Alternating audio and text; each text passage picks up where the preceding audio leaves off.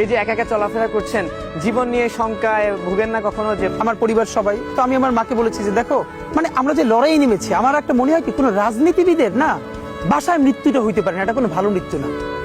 যিনি রাজনীতি করেন, যিনি লড়াই করেন, যিনি বিপ্লবী, যিনি সংগ্রামী, তার মৃত্যুটা হবে একটা সংগ্রামের মধ্য দিয়ে, একটা রাজপথে, একটা গ্লোরির মৃত্যু।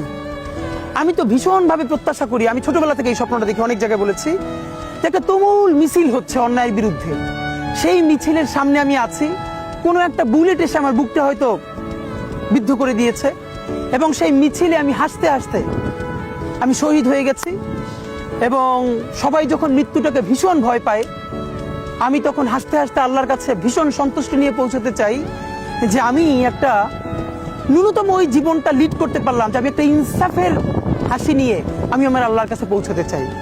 সুতরাং আগামী 50 বছর বাঁচলাম, কোনো ইম্প্যাক্ট তৈরি হলো না আমার দিয়ে, দেশের জন্য, রাষ্ট্রের জন্য, উম্মার জন্য, জাতির জন্য। কিন্তু আমি ধরেন 5 বছর বাঁচলাম, সেটার মধ্য দিয়ে যদি আগামী 50 বছরের ইম্প্যাক্ট তৈরি হয়, তাহলে অনেকদিন বেঁচে থাকাই কি সাফল্যের বলেন?